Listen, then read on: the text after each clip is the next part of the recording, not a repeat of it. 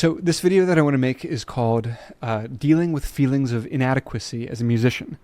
And I want to talk about the internal experience of wishing that you were better than you are at your instrument. And seeing around you people be better than you regularly and knowing that you're not one of the top ones at your instrument, and sort of having to process it psychologically and find a way to carve out a space for yourself in the music world and maintain a healthy connection to music despite that.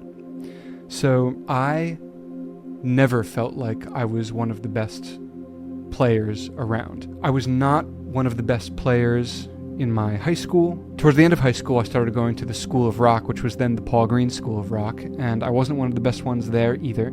After high school, I went to Berklee, and at Berklee, I was in a really international pool of really good players. I don't want to go as far as to say that I didn't deserve to be there. I think that I'm good enough to go to Berklee, and I wouldn't say that Berklee was incredibly difficult, but as an instrumentalist, you know, they were kind of like the jazz kids and the metal kids, and I was definitely not as good at shredding metal as the metal kids, and I was definitely not as good at vocabulary and harmonic stuff and knowing all the tunes as the jazz kids.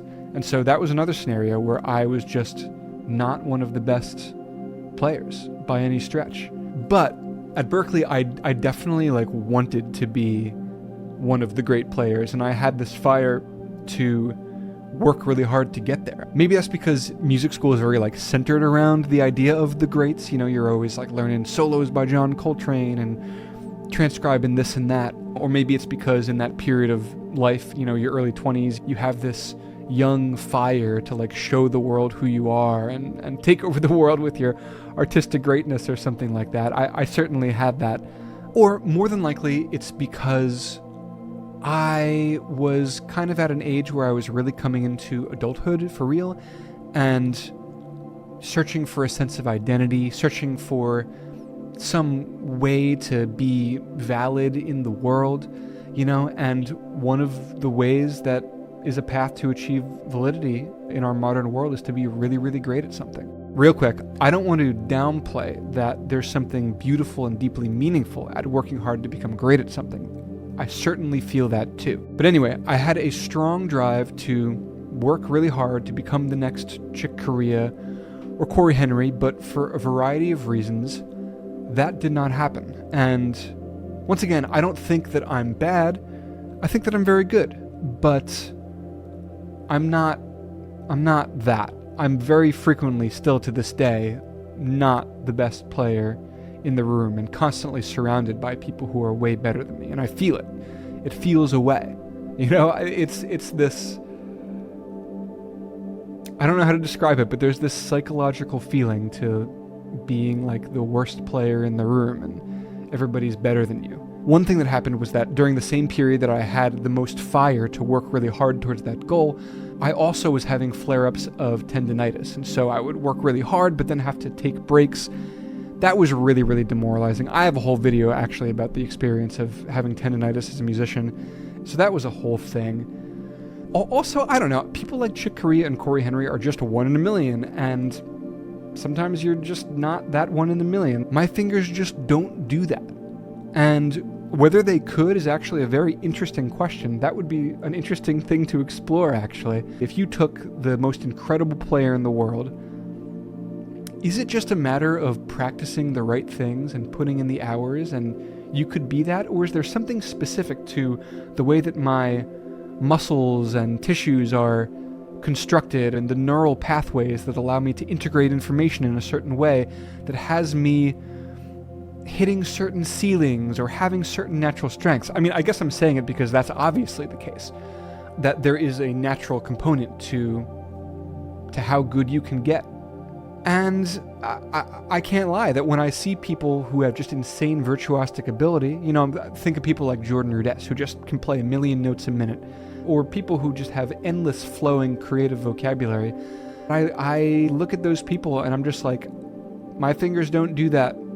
My brain doesn't do that. And that's how I feel. But anyway, over the course of a number of years, I had to become cool with that. I had to in some way psychologically process not being the best at the thing that meant the most to me, and still find a way to carve out a place for myself in this music world. That whole process was years long of coming to terms with where I was at. And I did have a phase where I was like, you know what, it's okay. I've tried at this music thing for a long time, and my bands aren't making it, and I'm not, the first call for any of the gigs around this area, and I can accept that I'm not going to get some high-level amazing call. I can accept that my original music isn't going to get really big. This was around when I was turning 30, and I feel like I really did come to a place of acceptance. I could still live a meaningful life. I could still have a good connection with my craft, and also the notion of doing something else is okay. And if you've seen my video, How I Got My First Big Touring Gig, which is the story of me getting the Lauryn Hill and Fugees gig, you know that right before I got that gig, I was heavily considering doing like a coding boot camp and going in some kind of tech route. And that is right before I got the very random call to come play with Lauryn Hill and the Fugees. And I can hardly describe that abrupt transition, but I got this random call, and then a month later I'm on a plane to Vegas playing in front of 80,000 people, and I'm like, what the hell happened? Anyway, I mean, if you want to see the full story of that, I have that whole video on it, so you should go check that out. But the point is, I learned a lot from that experience. One of the things that I learned is that there are many ways to be great besides being the guy who can take the sickest solo or who has the craziest harmonic vocabulary. That was never me. But I do some things that are unique. I think that I have a much wider knowledge of synths and sound design and stuff like that than your average keyboard player. So that's how I got that gig, and that's how I've stayed in that gig. And since then, I've sort of leaned into that even more, gotten deeper into the synth stuff, even deeper into the sound design stuff. I like to call it following the green lights. Like, what are the things that you do where it feels like when you do them, the universe rewards you with open doors and positive feedback, and to sort of lean in those directions and sort of have your finger on the pulse of what the universe wants from you, and to follow those things. And to not have this kind of tunnel vision idea of what it means to be great, and be willing to adapt so that you can maneuver in the world towards what the universe is calling you towards. The second lesson is that being great doesn't even always equal success. I was so down about myself because, like I said, I'm not the guy who can rip the craziest solo or knows all the harmonic language and can do all the substitutions or anything like that, but where are the people who can? Are they in a place that I want to be in? Now, it depends. I'm not knocking being great. If I could push a button and get all that vocabulary and chops and language, I would do it, don't get me wrong, but the reality is the people who have all that are playing at the little jazz clubs in Philly for $50 a night, mostly just to each other.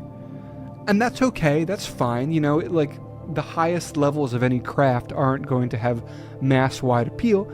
It's almost a meme. I wish I could pull up the meme right now, but it's a picture of a drummer, and he's doing this crazy, insane fill, and the caption is the person next to him being like, "You are amazing." And then in the next panel, it's a drummer just doing like your very basic like beat, and the person next to them says, "You're hired." So that's a big lesson. But the real lesson is that neither virtuosity nor success is any kind of sustainable path towards some kind of like cosmic validation anyway. And this is where, I don't know, it may be the most trite thing in the world to say that real validation comes from within and you have to love yourself and all that stuff, but it's incredibly true. If you don't love yourself now, then you're not going to love yourself when you become a virtuoso, or when your art blows up, or when you get a big gig. Neither success nor instrumental greatness is a true path to inner peace. Now, I'm not saying that from a standpoint of having achieved inner peace. I'm not some healed sage or something like that. I'm just here to say that I've had to psychologically process the experience of not being the best musician in the room for my entire life, from high school to School of Rock, to going to Berklee, to all my bands to right now being in big gigs, maybe especially right now being in big gigs, because some of the people who come through those gigs are world class. I don't want to downplay my own thing. I'm sure there's going to be a bunch of people in the comments being like, blah, blah, blah, no, you are good and all that. And I don't want you to think that I'm making this video just to solicit some kind of like pity feedback. I'm not doing that. I know that I'm good. I just know that I'm not the best. And I am regularly what feels like the least qualified player in the room. I say player specifically because I mean chops and vocabulary and ear and all that stuff. I think that I have things that other keyboard players don't, which is why I've gotten to do a lot of the things that I've gotten to do. But I know that I'm not one of the top players in the scene or in any room that I've been in. And it's been a long path to becoming okay with that and being like, it's okay. Who I am is okay. How good do you have to be in order to have a meaningful connection with your art? How good do you have to be to write music that you're into? How good do you have to be to have connected experiences improvising and jamming with other people? How good do you have to be to write music that you love? How good do you have to be to make a great album? How good do you have to be to have a big gig? The answer is you don't have to be a virtuoso. You don't have to be able to play over giant steps. I cannot play over giant steps. I never even tried. I never learned giant steps. If you aren't one of the lucky few who the universe has blessed with amazing ability, either through starting young or being in great environments or being insanely internally motivated to work at it, or your bones and muscles and tissues and neural connections being optimized to play at a certain level, you're still a valid artist. I think it's more important to kind of have that spark of creativity in you, where you play the right thing with a good sound and you come up with good ideas. I'm telling you, that has what has kept me in the room, in rooms where I'm playing with world-class people who I am not qualified as a player to be sitting with. What has kept me in the room is playing the right thing with a good sound, being able to come up with good ideas that are the right ideas, not overplaying, and at the end of the day, you know, work hard to be great, work hard to be successful, but just make the art you want to make and love doing it, and it'll land where it lands. Maybe you'll get lucky and you'll get amazing opportunities.